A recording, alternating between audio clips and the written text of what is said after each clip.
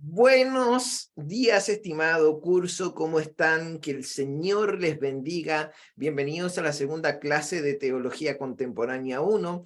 Recuerden que tenemos clases sincrónicas y asincrónicas en vivo, directo y en video. La primera clase fue en vivo y en directo, la segunda en video, la tercera en vivo, la cuarta en video, y así vamos aumentando hasta la clase número 9. También quiero decirles algo que probablemente no se los dije en la clase pasada, y es que cuando es la clase en video, trato y de todo corazón trato de que pueda ser lo más corta posible para que no sea un video extenso, no sea un video largo, no sea un video tan amplio, no genere conflictos, para que tanto ustedes como las personas que lo vayan a ver después no tengan conflictos para poder verla.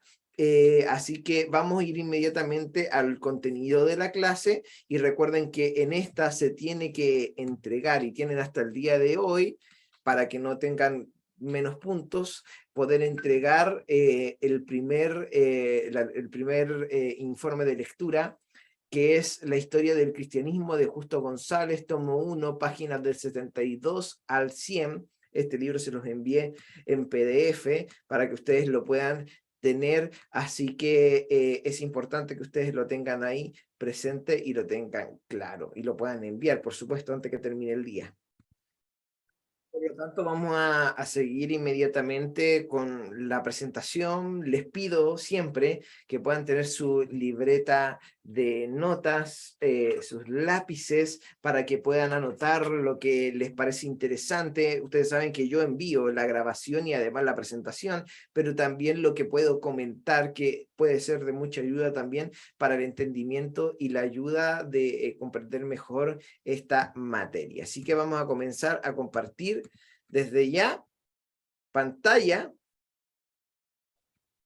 Espero que ustedes desde ahora puedan ya comenzar a ver la presentación Teología Contemporánea 1.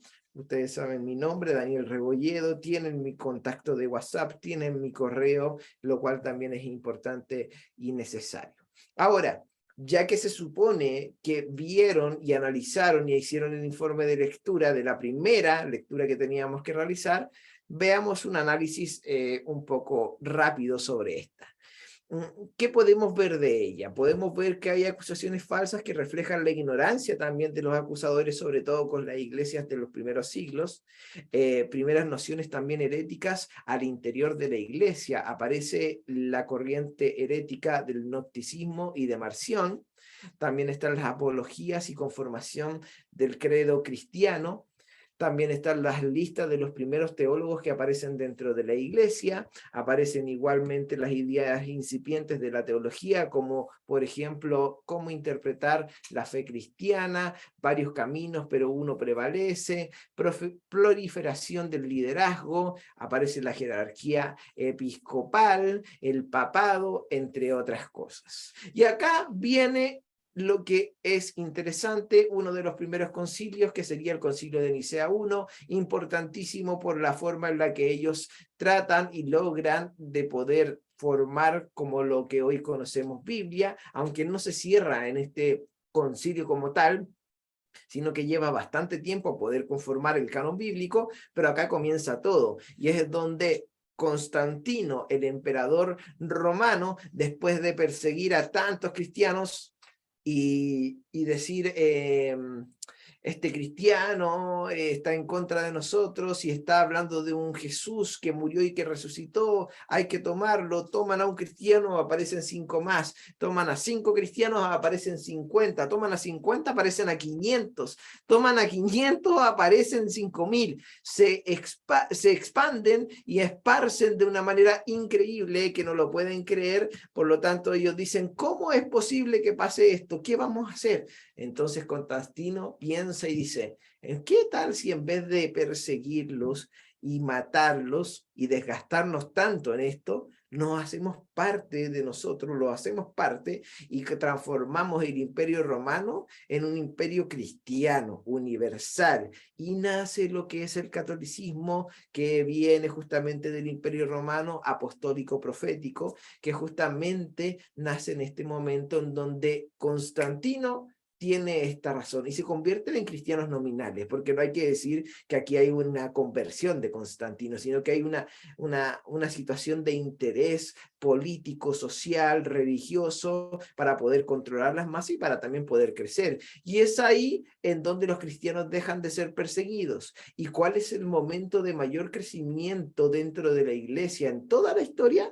Cuando fueron perseguidos. ¿Y cuándo ha sido el tiempo de mayor decrecimiento de la historia de la iglesia? En dos ocasiones: cuando dejaron de ser perseguidos y aceptaron todas las ofertas que le hizo el Imperio Romano de entregarle templos, de entregarle casas y hogares y lugares seguros, y cuando estamos viviendo la época actual. Es el mayor tiempo de decrecimiento de la iglesia cristiana.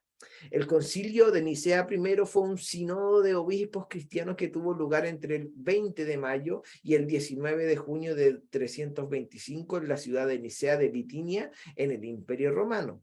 Esta ciudad hoy día se llama en turco İznik y forma parte de la provincia de Bursa en Turquía, lugar muy importante que después no tuvo nada que ver con el cristianismo, sino que fue una de las grandes ciudades que ocupó el Imperio Otomano, musulmán, islam, que a través de su Suleimán, de su sultán llamado Suleimán, conquistaron este lugar y tomaron esta tierra, y hasta el día de hoy es un lugar musulmán y no cristiano. Fue convocado este concilio de Nicea por el emperador romano Constantino I, o más bien fue convocado por el obispo Osio de Córdoba y luego apoyado por Constantino.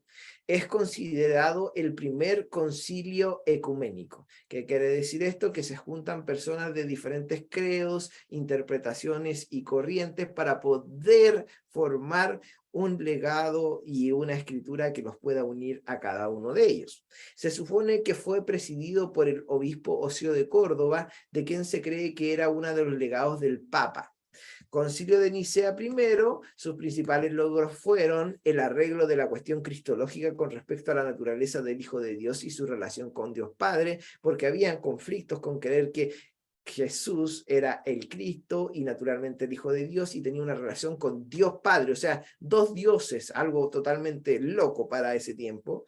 La construcción de la primera parte del símbolo niceno, que fue la primera doctrina cristiana uniforme que se realizó, y el establecimiento del cumplimiento uniforme de la fecha de la Pascua, más la promulgación del primer derecho canónico.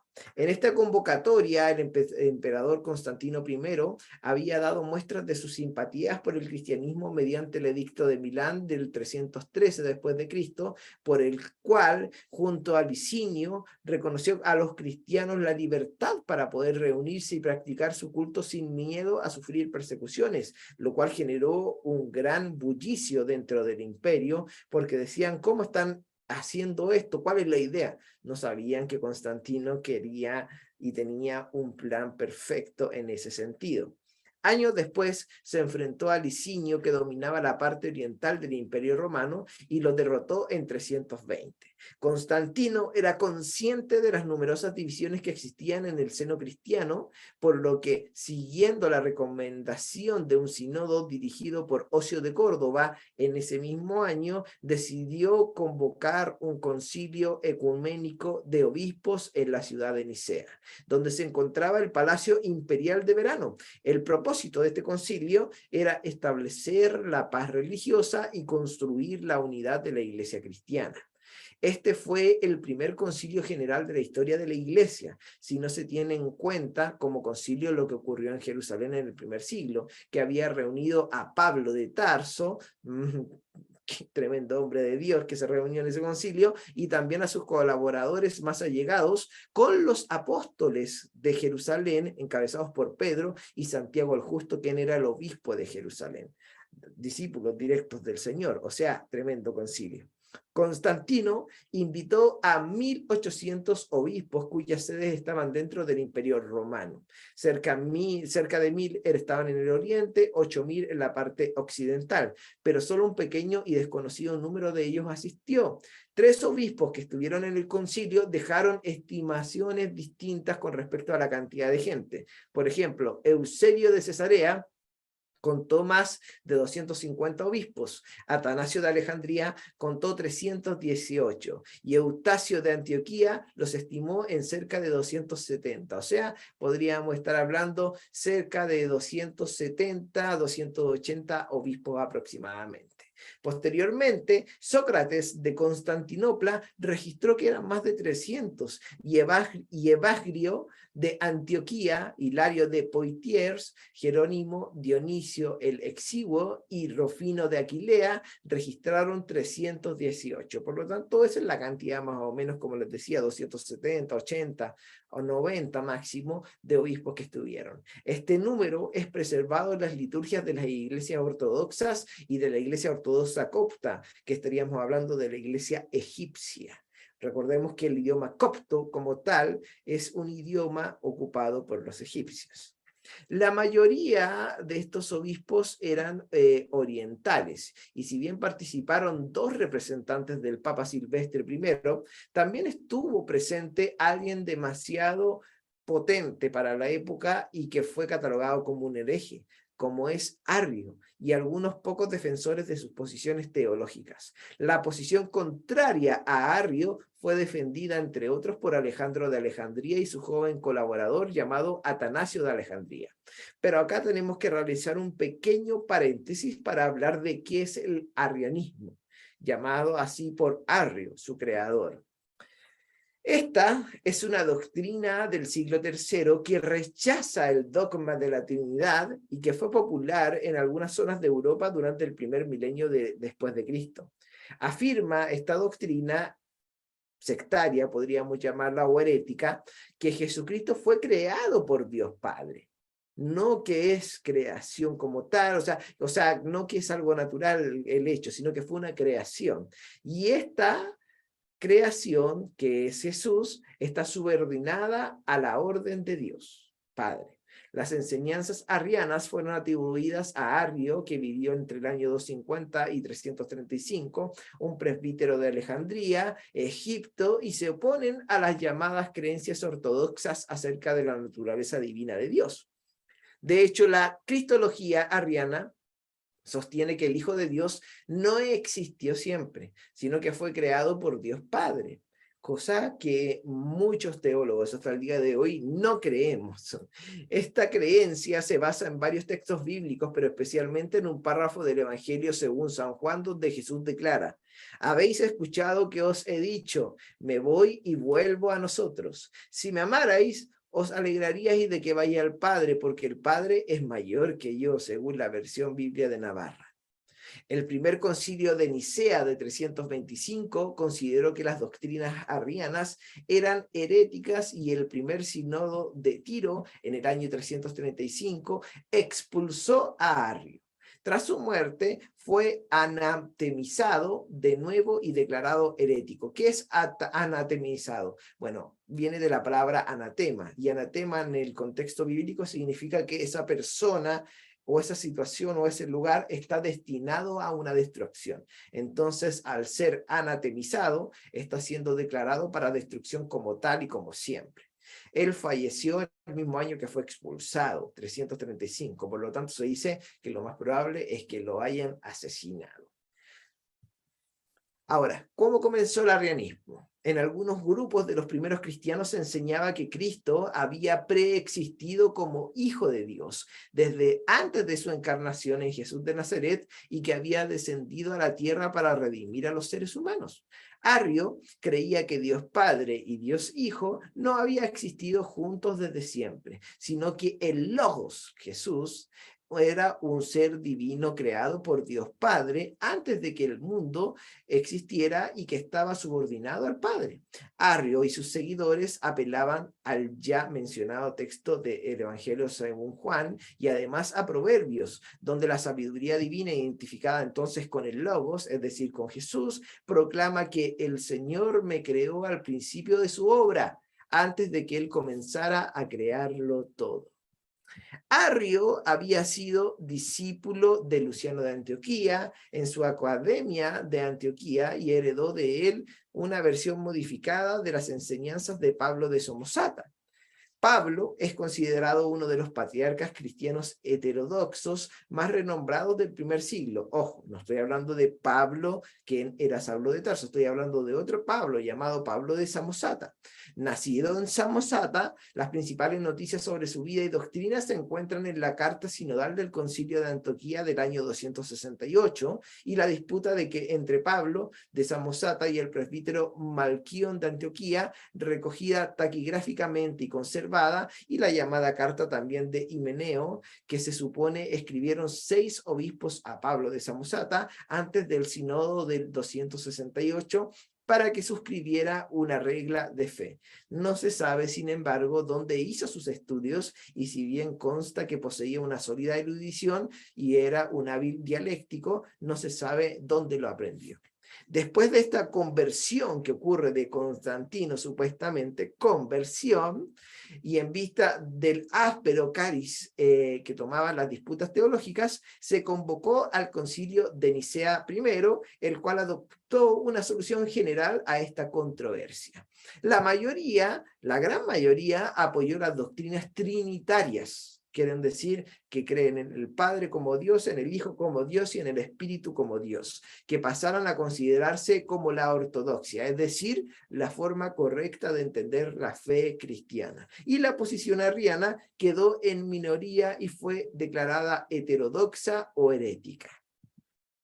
Para llegar a Nicea y luego retornar a su sede, se dio a cada obispo libre y gratuita circulación y alojamiento. Cada uno recibió permiso de concurrir con 2 sacerdotes y 3 diáconos. Los obispos orientales formaban la gran mayoría, entre ellos los nombres que aparecen en pantalla, y desde fuera del Imperio Romano asistieron los mismos nombres que ahí aparecen en pantalla.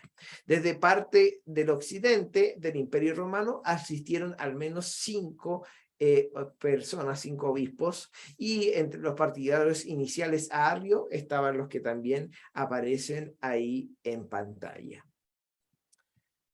Ahora, hablamos de los padres apostólicos y de los primeros constructores de la teología, y acá tenemos que citar claramente a Clemente Romano, quien también es conocido como San Clemente I, y este hombre fue un cristiano insigne de finales del primer siglo, uno de los llamados padres apostólicos por haber transmitido el eco vivo de la predicación de los apóstoles de Jesús de Nazaret.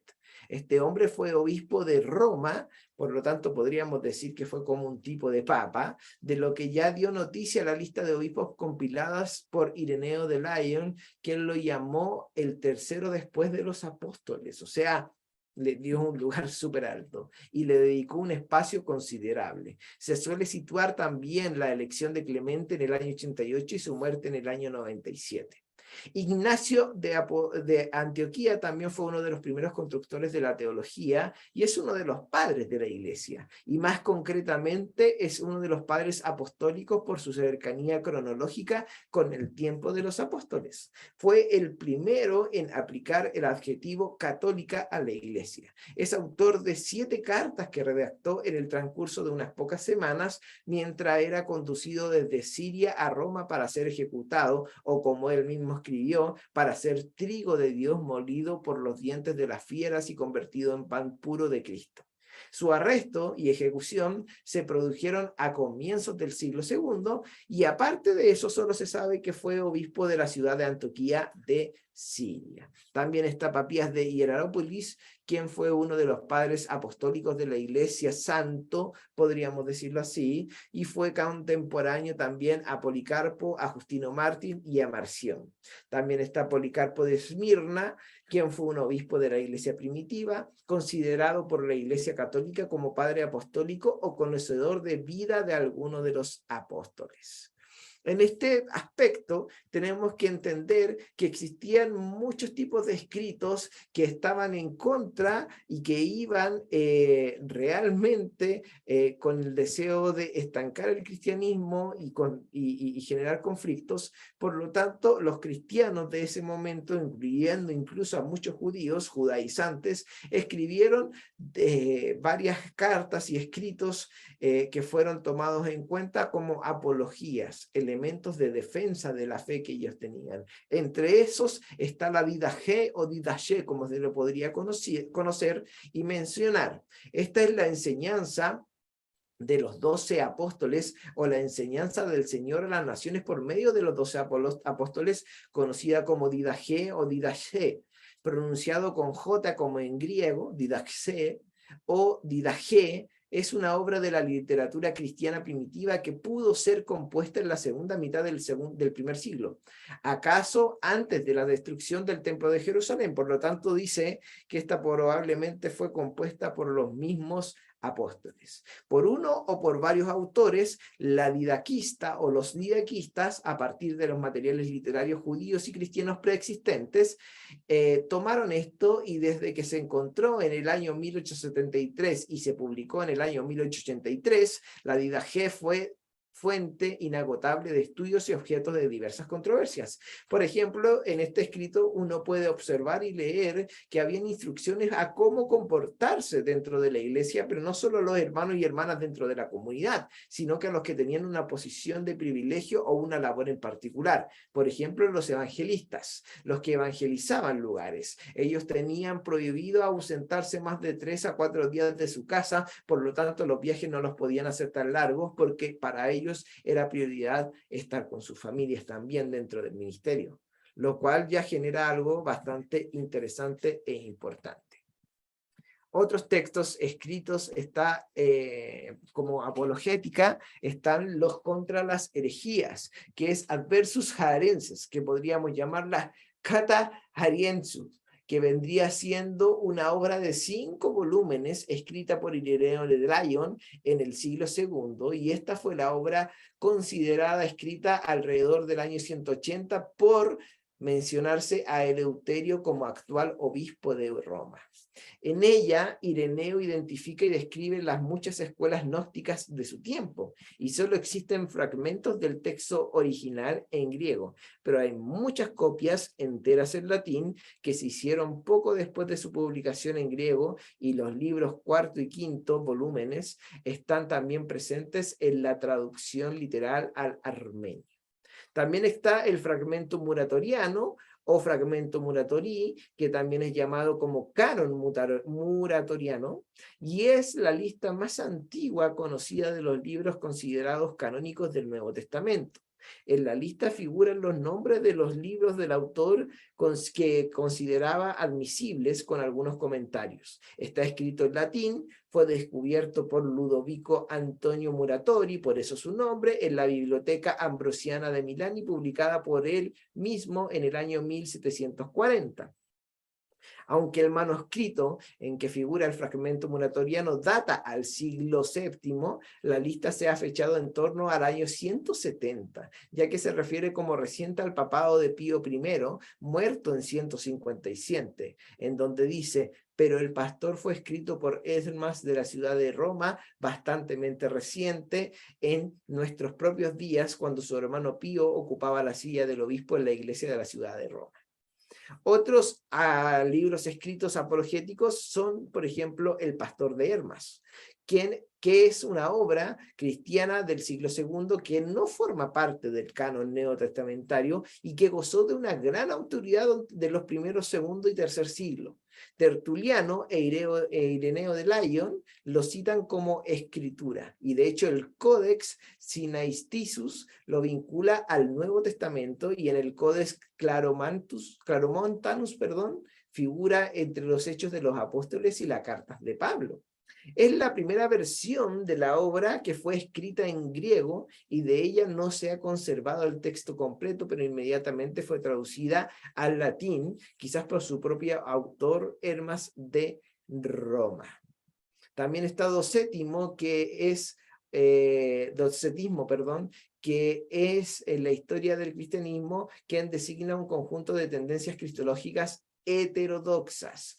La palabra, de hecho, ilusionistas, que se refiere a los primeros grupos que negaron la humanidad de Jesús, apareció por primera vez en una carta del obispo de separación de Antioquía, que descubrió la doctrina del Evangelio de Pedro durante una visita pastoral como una comunidad cristiana que los utilizaba en Rosus, y más tarde lo condenó como falsificación, y parece haber surgido sobre las disputas teológicas sobre el significado figurado o literal de una frase del Evangelio de Juan: la palabra se hizo carne. También está el gnosticismo, que es un conjunto de antiguas ideas y sistemas religiosos que se originó en el siglo I entre sectas judías y cristianas antiguas. Estos varios grupos enfatizaban el conocimiento espiritual, gnosis, por encima de las enseñanzas, tradiciones ortodoxas y la autoridad de la Iglesia. Viendo la existencia material como defectuosa y malévola, la cosmogonía gnóstica generalmente presenta una distinción entre un Dios supremo y oculto y una deidad menor y malévola, en ocasiones asociadas con Yahvé en el Antiguo Testamento, quien es responsable de crear el universo material. Los gnósticos consideraban que el principal elemento de salvación era el conocimiento directo de la divinidad suprema en la forma de instituciones místicas o esotéricas. Muchos textos gnósticos discuten no los conceptos de pecado y arrepentimiento, sino la ilusión e iluminación. También está el montanismo, que fue un movimiento que se produjo en el interior de comunidades cristianas primitivas como un esfuerzo de poder revalidar las realidades neumáticas y escatológicas de los primeros tiempos de la Iglesia. Se trataba de un movimiento reavivador, como sería llamado posteriormente. El conocimiento que se tiene de este movimiento es que se funda en el testimonio de los autores cristianos como Eusebio de Cesarea, Epifanio, Clemente de Alejandría, Orígenes e Hipólito. De mayor es, sin embargo, una fuente original en los escritos tertulianos, que se adhirió al montanismo hacia su final de la vida. Ahora, ¿cuál es el papel de Constantino en el concilio?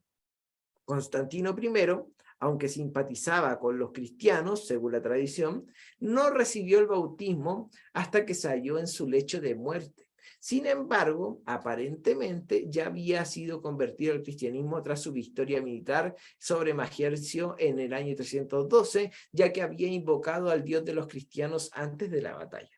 Por ello, se interpretó su victoria como un indicio de la superioridad del Dios cristiano, aunque se guardó de compartir esta interpretación con sus tropas. Por lo tanto, no sabremos si realmente Constantino fue cristiano o no lo fue.